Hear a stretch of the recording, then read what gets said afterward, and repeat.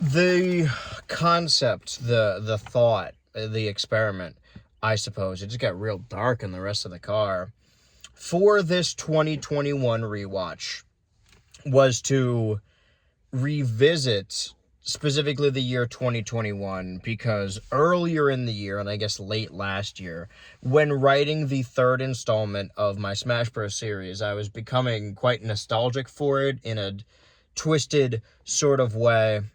So I wanted to jump back 5 years into the past because I want to keep doing this for the future, because a lot can change in 5 years. I think what I came to, the premise I came to, is that I have changed so much in 5 years' time. I didn't like 2021. I didn't like the person I was. So in doing so, there's a lot of these movies I go back to. The Snyder Cut is still bad. Bad Trip, I have the same thing to say about it. A lot of these are pretty uneventful movies that my review of it doesn't really matter. It's mainly just for fun, an excuse for me to go back to all these movies. But also, the movies themselves don't matter that much to me. Even the ones later in the year that I remember really liking, they haven't impacted me in any profound sense. Bo Burnham's Inside was not only a movie I loved,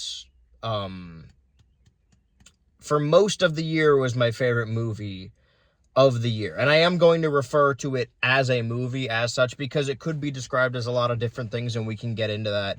But the thing is that I didn't want to go into it, nor did I expect to go into it, with entirely different opinions. I didn't think that I was going to see it and it was going to suck and I was going to change my mind and be like, wow, this movie is terrible. But I did think that I saw this movie for the first time and the last time when I was 20 years old. And that entire month, it encompassed every waking thought. I thought it was the most profound thing ever. And like a lot of people, when they just turned 20, I imagine going back to a lot of stuff I found profound 5 years ago is going to be a little embarrassing. I thought I was going to go back to it and I was going to realize it's actually not that deep and it's pretty surface level stuff.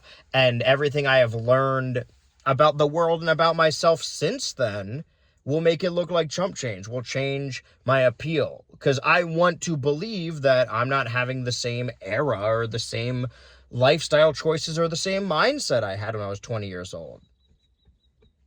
But no, this movie's fantastic. I love this movie. And I don't know if I love it even more, but it did sort of feel like seeing it again for the first time. And I guess that is the luxury you're afforded after not rewatching a movie after a long period of time. I'm excited to jump into 2022 next year, because a lot of those, I remember the time, but I don't remember the movies in full themselves. There's only a handful I have seen, but I was watching this movie. Let's call Bo Burnham Inside, because it is called Bo Burnham: Inside. I've always called it Bo Burnham's Inside, and that's sort of where the issue comes in, is that all of Bo Burnham's previous specials have been stand-up specials. And of course, a stand-up comedian is playing an exaggerated version of themselves, but they wrote the jokes. Even when you're playing a character, there is a bit of yourself within the writing. But I think a lot of the misinterpretation around Bo Burnham Inside, it's going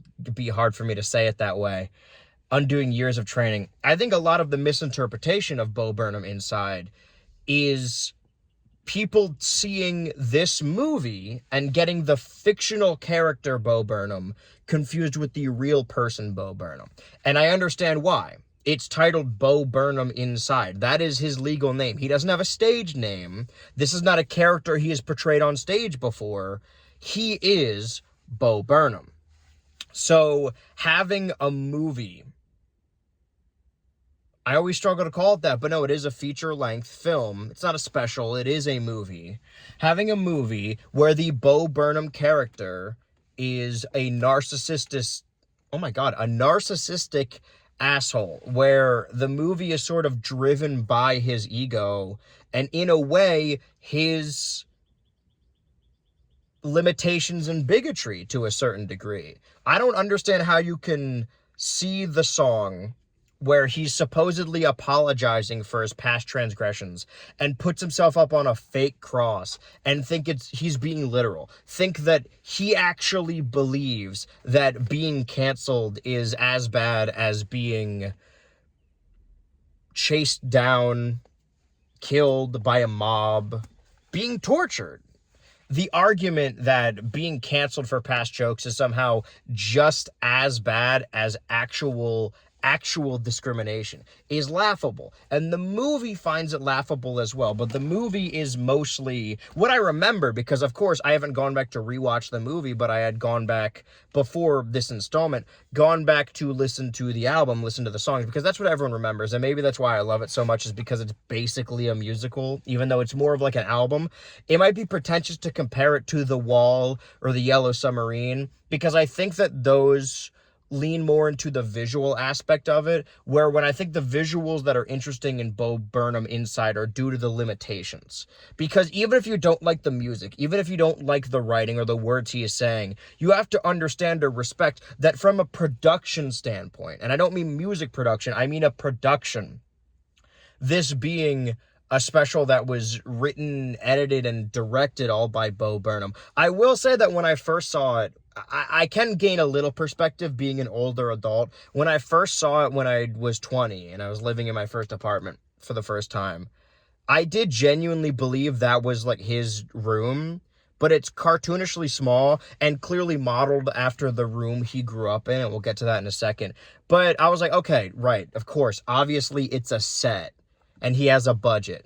But then at the end of the movie, in the credits, it's like all filmed inside Bo Burnham's house. So like, I don't know if he just has a fucked up room that looks like that. I don't know if he was lying, but I can understand why someone would misinterpret, because when you go into it, assuming that it's a stand-up special, assuming that it is Bo Burnham, and he's saying these things, I guess you do have to literally interpret them. But when you understand that Bo Burnham is a fictional character he is portraying here, a lot of decisions make a lot more sense. And I was watching this with someone else, and they said something sort of accidentally profound that shaped my view of this project, because Bo Burnham's Inside was huge at the time. I guess the equivalent of there being an album drop. It's the film equivalent of an album drop, where it permeated online discussion, online memetics, online music for the rest of that year, arguably into 2022. Watching the movie makes me sort of weirdly nostalgic for like, not even that era of TikTok, because I wasn't even on TikTok in 2021, but I would like see TikToks from other people and like see people complaining about the trends. A fox just ran across it. That's a whole ass fox. Holy shit. Anyway, unrelated to what I was saying. What I am saying is, from a production standpoint, it is impressive and it's very visually striking when the camera pulls back past the equipment and you get a little peek behind that curtain a little bit. The equipment is a part of it. And this person I was watching it with said, because, sorry, I'm working my way back around. This is what happens when you don't script them, folks. I have all my notes written on an envelope right now. The premise of Bo Burnham Inside is, in the simplest terms, I've seen people derogatorily boil it down to saying like, oh, he's sad about being in the pandemic, boo-hoo, oh, he's rich, whatever. But in a larger sense, he is, I hazard to compare it to The Truman Show, because that is the most extreme example. But I feel like Bo Burnham as a celebrity is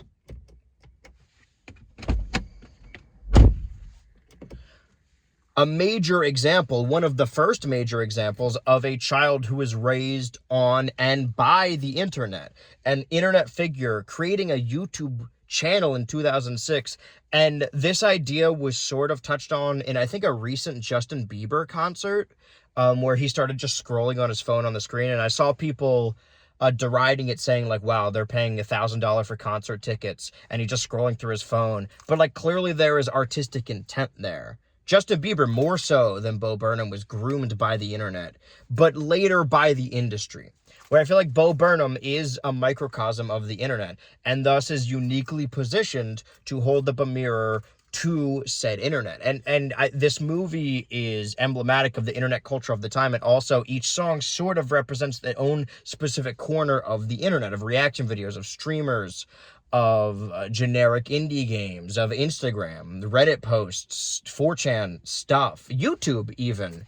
And the idea that I really identified with when I watched it when I was 20, and it meant a lot to me, is that I was really thriving in the pandemic, or at least I thought I was, right? I was already a recluse. I liked staying inside. I didn't like going places. So when the pandemic happened, I was stoked because everyone was inside and we could all play online games together. But as I get older, in my old age, my ripe old age of 25, I like sunlight seeping into my room. I like meeting up with friends. It refills my battery to have a laugh with real people in real life.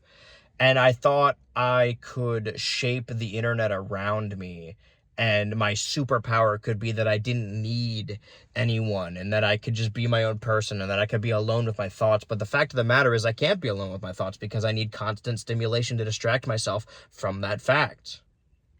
What this person said I was watching it with is that they probably would have liked the movie more, and it would be highly respected by them, and maybe more fondly remembered if it was a YouTube video. And that's when it clicked for me. From like the directing to the editing to the framing, everything about it feels like a YouTube video essay. And I at first assumed that was because like, oh, he came from YouTube. Of course, he's super plugged in. But video essays, as we know them, didn't really look like that until the 20s. So I don't think that your favorite video essayist that has like a big projector behind them or focuses a lot on striking visuals and prides themselves more as a director and a writer than a YouTuber, because YouTuber is a dirty word now. It's why everyone throws around the term video essay to the point of just dirtying it. On the main BH Ultra channel, I've made maybe 2 or 3 video essays. By no means are all of my videos video essays. I feel like we lose the power of that term because it used to actually mean something, and now it doesn't. And now people see a long video and they're like, oh, another video essay, as if a long video automatically equals a video essay. What I'm getting at is I don't think that your favorite video essayist saw Bo Burnham inside, and cognitively decided to mimic that, but I do think it trickles down. I do think this is ground zero, and I do think that this is weirdly more impactful to the internet than it is the wider comedy sphere or even film to that degree. Bo Burnham inside feels like a YouTube video, and that's not derogatory. If it wasn't about music and was instead about like euphoria or whatever, then it would be a video essay. It would be a traditional modern video essay. Those video essays that people put a lot of, they make one video a year and there's so many like visuals and they have like a whole credit sequence and they build a set for it. That's Bo Burnham inside. Sorry, H-Bomber guy is Bo Burnham inside. I'm sorry you have to hear this from me. What more do I have? The idea that holding him accountable is tantamount to actual societal structures. It's laughable. He's an egotistical character and he's playing that egotistical character. I have written here it's his directorial debut. I don't think that's true. I think for the most part it is heavens, a video essay, and could easily be confused with one, except for the aspect ratio change. I think that is really not visually. Oh my God, what's happening to me? I do have a drink here, but I was trying not to drink it so I can have a, is this room filling with dust? Maybe I'm trapped inside. I also, I saw or rewatched Bo Burnham Inside earlier today while it was still light out, and then I went to go to the movie theater, and I feel like Robert F. Kennedy right now, and I saw The Back Rooms. So it was a real 1-2 punch double feature of Inside and The Back Rooms. They're both about rooms. At some point, what is happening to me? At some point, describes his room as a liminal space. I think that's really what I wanted to. Why am I dying now all of a sudden? I had so much more to say. They're trying to silence me. Jeffrey Bezos, Why is that? I genuinely don't know what's going on with me right now. Is there no airflow? That's what it feels like to be inside. This here, the opening, closing of a door, that is the story of Bo Burnham inside. What I wanted to get at is that specific aspect ratio change is not visually impressive, but it's visually striking, because within that song, White Woman's Instagram, another one that people misinterpret to just assume inherent misogyny, is a person, an individual human person, an average person, your average poster, being stuck within the confines of an Instagram post, devoid of any genuine human connection. There are multiple layers of fake glass in between.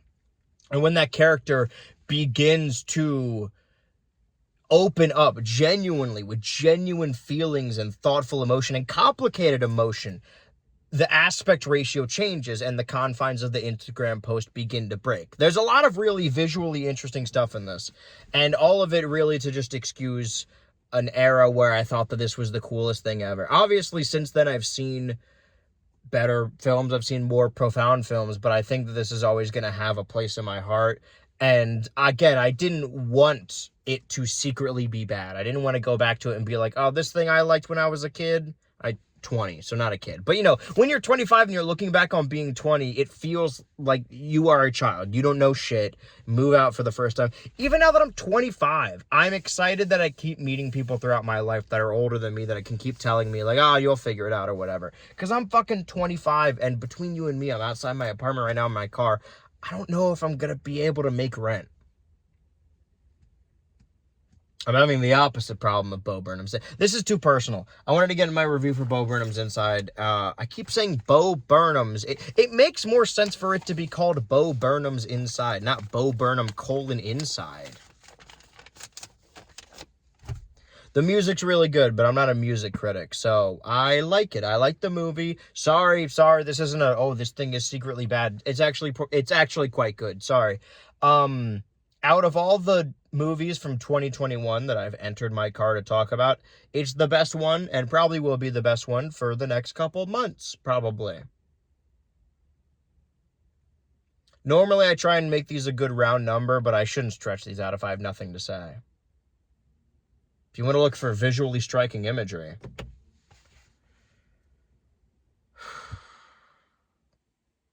See, this is how you would start a video essay, right? There's a light, and then like text appears here, and it says written and created by the leftist gamer or something like that. And then you go, I didn't want to have to do that. You know, something like that. All right, I'm done. There's a car pulling up, and I think they think that I'm a criminal, which isn't wrong.